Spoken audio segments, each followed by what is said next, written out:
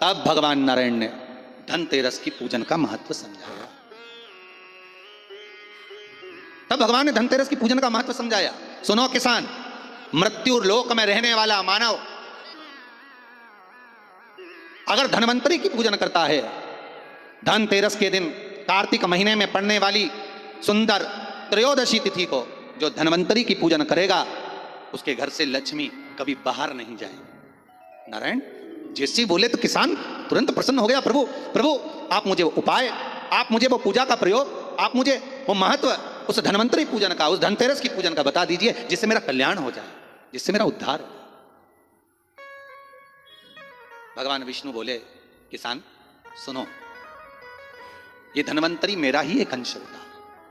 जैसे मेरे हाथ में शंख चक्र गदा पद्म सब धारण करा हुआ हूं, उसी तरह धनवंतरी का स्वरूप का यदि आप दर्शन करेंगे, आप धनवंतरी के चित्र का अगर दर्शन करेंगे तो एक हाथ में उनके भी चक्र है, एक हाथ में उनके शंख है, एक हाथ में उनके औषधि है, एक हाथ में उनके अमृत का कलश है, और भगवान स्वयं नारायण का अंश प्रकट हो रहा है।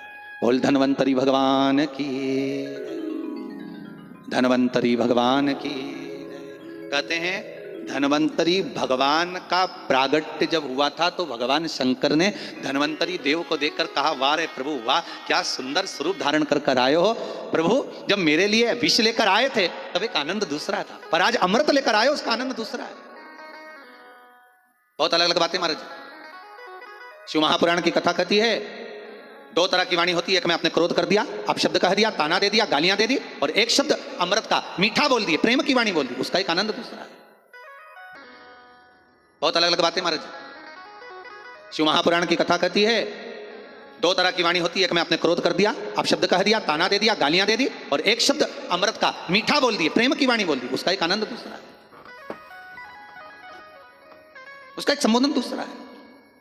एक विष लेकर आ रहा है, एक अमृत लेकर आ रहा है। शिव जी कहते हैं जो अमृत लेकर आ रहा है उसका आनंद ही दूसरा है, उसके चेहरे की चमक ही दूसरी है। भगवान विष्णु कहते हैं, सुनो किसान, मैं आपको धनवंतरी पूजन का विधान बताता हूं।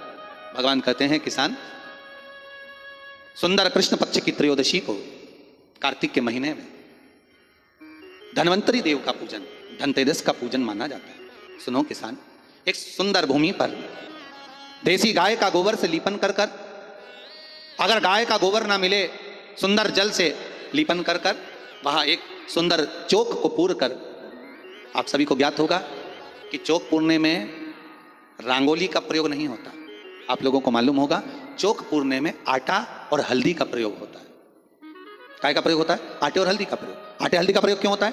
क्योंकि आटा समृद्धि को बढ़ाता है, लक्ष्मी वैभव को बढ़ाने वाली हल्दी होती है। इसलिए जब चौक पूरा जाता है भूमि पर तो चौक पूरते समय आटा हल्दी का प्रयोग करते हैं। थोड़ा सा चावल का दाना या गेहूं का दाना रख दिया जाता है, उसके ऊपर एक सुंदर चौकी, एक चौरंग, एक पाटा रख दिया जाता है।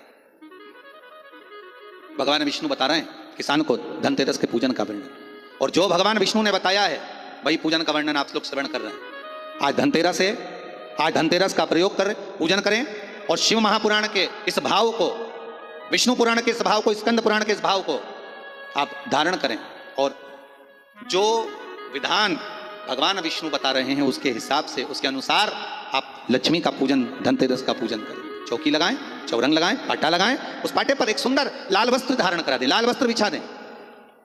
एक थाली लें, उस थाली पर कंकु से, रौली से, कुंकू से गिला कर कर स्वस्तिक का निर्माण कर दें। स्वस्तिक का निर्माण कर कर घर में अगर चांदी का सिक्का हो, अगर चांदी का सिक्का नहीं हो, चांदी का कॉइन नहीं हो, तो अपने घर का 1 का सिक्का, 2 का सिक्का, 5 का सिक्का, 10 का सिक्का, जो भी आपके घर में हो वो कॉइन ले लें महाराज, उसको थाली के अंदर रख दें स्वस्तिक के ऊपर। फिर उसका स्मरण करें, आटे के 7 दिए बनाएं, एक थाली में, एक प्लेट में रख लें, घी के दिए बनाएं और उसमें सुंदर बाती को लगा दें। ध्यान दीजिएगा, इसमें जो बाती लगेगी वो लंबी बाती लगेगी। लक्ष्मी जी की पूजन में जितनी भी बाती लगे वो लंबी लगे महाराज। घी के दिए लगा दें 7, सातों दियों को प्रज्वलित कर लें, प्रकट कर लें। एक दिया तेल का लगा दें। तेल का जो दिया लगाया है, जहां पर आपने सिक्का रखा है, कॉइन रखा है, उसका लेफ्ट हैंड, मतलब आप ऐसे बैठे हो तो आपका सीधा हाथ की ओर आप तेल का दिया लग दें, और जो 7 दिए आपने लगाए हैं वो लक्ष्मी जी के राइट हैंड, मतलब आपका लेफ्ट हैंड हो गया, लक्ष्मी जी का राइट हैंड, आपका लेफ्ट हैंड हो गया, आपका उल्टा। वहां पर सातों दिए जो आपने प्रज्वलित करे हैं वो प्लेट में रख दें। सुंदर थाली जो आपने पूजन की तैयार करी है उसमें कुंकू, रोली, हल्दी, अबीर, गुलाल, चंदन, मौली, लाल धागा, मौली, अमरबेल के टुकड़े, कमलगट्टे, हल्दी की गांठ, सुंदर भाव में उसको रख। जल का पात्र सुंदर आनंद से, जो क्वाइन चांदी का और देसी क्वाइन आपने जो रखा है उसका जल से पूजन करें।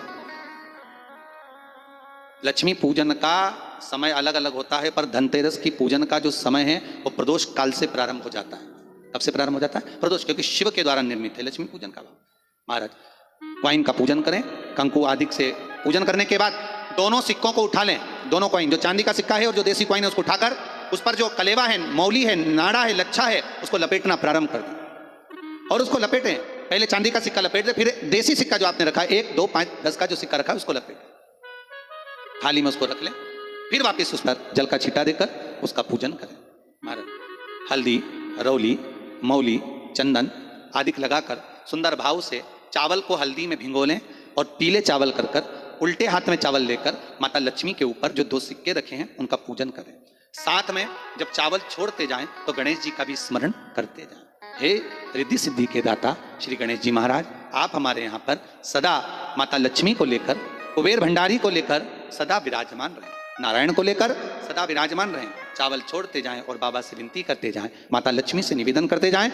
भगवान शिव का स्मरण करें, भगवान नारायण का स्मरण करें, माता लक्ष्मी का स्मरण करें, रिद्धि सिद्धि के दाता भगवान श्री गणेश जी महाराज का स्मरण करें, छोड़ते जाएं। जब चावल पूर्ण छोड़ दें में पूजन पूरी तरह से हो जाए तब महाराज सात सुंदर आनंद से अमरबेल के टुकड़े, अमरबेल वृक्ष पर एक पीले कलर की बेल चलती है, पीली, उसमें पत्ते नहीं होते, वो किसी भी वृक्ष पर डली रहती, वो अमरबेल कहलाती। ये अमरबेल लक्ष्मी पूजन में समृद्धि के लिए, मकान के मुहूर्त के समय पर, गृह प्रवेश के समय पर बहुत कार्य आती है। महाराज ये अमरबेल को पानी की जरूरत भी नहीं पड़ती, आप रूप किसी वृक्ष पर डाल दी जाए वो अपने आप फलती चली जाती है। उसी तरह हमारे यहाँ भी हम भगवान से यही प्रार्थना करते हैं, जैसे अमरबेल बिना पानी पड़े भी किसी भी वृक्ष पर डाल दी जाए पनपती जाती है, बढ़ती चली जाती है, ऐसे हमारे घर में बेबहू लक्ष्मी बढ़ती जाए। अमरबेल के 7 टुकड़े, कमलगट्टे 7, हल्दी की गठान 7 माता लक्ष्मी को समर्पित कर दें। दोनों हाथों में हल्दी पिसी हुई लीजिए और माता लक्ष्मी के ऊपर उसे चढ़ाना प्रारंभ कर दीजिए। 7 बार पिसी हुई हल्दी वो सिक्कों पर चढ़ा दें, अपनी मनोकामना कर अपने घर में माता लक्ष्मी को विराजमान करने के लिए। जब हल्दी पूर्ण चढ़ जाए, हाथ में कुंकू ले लीजिए, रोली ले लीजिए, उस रोली कुंकू को भी माता लक्ष्मी को समर्पित करिए। तब इसके पश्चात सुंदर जो भी घर में मिष्ठान हो, मीठा हो, नहीं हो, शक्कर हो, गुड़ हो, मिश्री हो, जो भी आपके पास में हो, खड़ी शक्कर हो, वो भगवान को माता लक्ष्मी को भोग रख दीजिए। अगर कुछ मीठा बना हो तो मीठा रख दीजिए। महाराज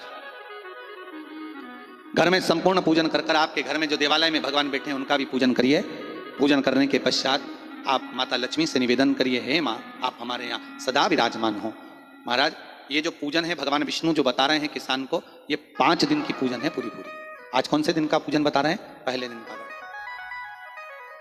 आज धनतेरस से रूप चौदस, अमावस्या, एकम और दूज, ये 5 दिन तक दीपावली का पर्व मनाया जाता है, दीप महोत्सव मनाया जाता है। पूजन करने के बाद जो 7 दिए आपने प्लेट में रखे हैं, थाली में रखे हैं पूजन के लिए घी के, उन 7 दियों से माता लक्ष्मी की आरती उतारिए। उन 7 दियों से माता लक्ष्मी का पूजन करिए, माता लक्ष्मी से विनती करिए, मां हम आपके पुत्र हैं, मां आप हमारे घर का रास्ता भूल गई हो, बहुत कष्ट है, बहुत दुखी हैं, पर भगवान शिव पर विश्वास कर कुबेर भंडारी पर, कुबेरेश्वर महादेव पर विश्वास कर भगवान नारायण के सुंदर प्रसंगों पर विश्वास कर मां भगवान शंकर का अनुमोदन कर हे मां आप हमारे घर में विराजमान हो, मां आप हमारे मार्ग को, हमारे घर को, हमारे घर के रास्ते को, हमारे घर के द्वार को आप भूल गई हो। मां हे बेबहू लक्ष्मी, हे धन लक्ष्मी, हे संतान लक्ष्मी, हे मां लक्ष्मी, हे धान्य लक्ष्मी, आप हमारे घर में विराजमान। 7 दीप जो प्रज्वलित करे हैं उससे माता की आरती उतारिए। फिर माता को झोली पसार कर प्रणाम कर कर भूमि पर नमन करो। जब झोली पसार कर प्रणाम करें, झोली को अपनी ओर गिरा लें और माता को नमन कर कर जो 7 दिए आपने लगाए हैं, उन 7 दिए को अलग अलग स्थान पर ले जाकर, जैसे घर के हॉल में, एक रसोई घर में, एक जहां पर आप लक्ष्मी रखते हो उस स्थान पर, एक घर के द्वार के पास में, एक तुलसी के क्यारे के पास में, ऐसे अलग अलग 7 स्थान पर उन दीप को रख दिया जाए महाराज। एक भगवान का जहां पूजन हुआ है, लक्ष्मी की जहां आराधना करिए, एक दीप वहां पर भी रखा जाए। जो तेल का दिया लग रहा है उसके पास में, फिर कहेंगे तेल का दिया माता लक्ष्मी के उल्टे हाथ पर और घी का दिया माता लक्ष्मी के सीधे हाथ पर। मतलब जो सिक्के आपने रखे हैं उस सिक्के का उल्टा हाथ तेल का, मतलब आपका सीधा हाथ होगा जहां तेल का दिया रखाएगा, और जहां आपका उल्टा हाथ होगा जहां पर घी का दिया लगा, वहां माता जी का सीधा हो गया, आपका उल्टा। माता का स्मरण, माता लक्ष्मी से निवेदन करिए, हे मां कृपा सागर करुणा सागर मां, आप भगवान विष्णु के साथ विराजमान हो, आप भगवान नारायण के साथ में हमारे यहां सदा विराजमान हो मां, ऐसी कृपा कर दीजिए।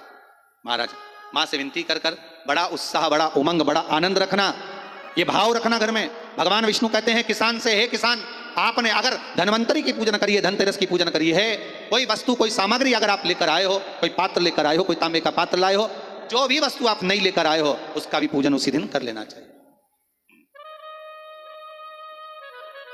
उसका भी पूजन। बड़ा भाव रखकर भगवान विष्णु ने किसान को बताया, बड़ा भाव। किसान सुनकर बड़ा प्रसन्न हुआ, नारायण प्रभु क्या मां फिर मेरे घर में रहेगी?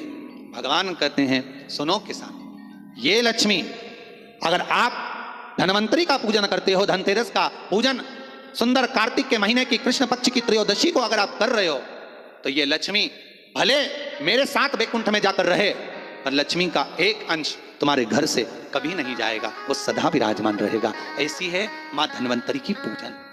बाबा महाकाल चंद्रशेखर चैनल को अभी सब्सक्राइब करें। श्री शिवाय नमस्तुभ्यम।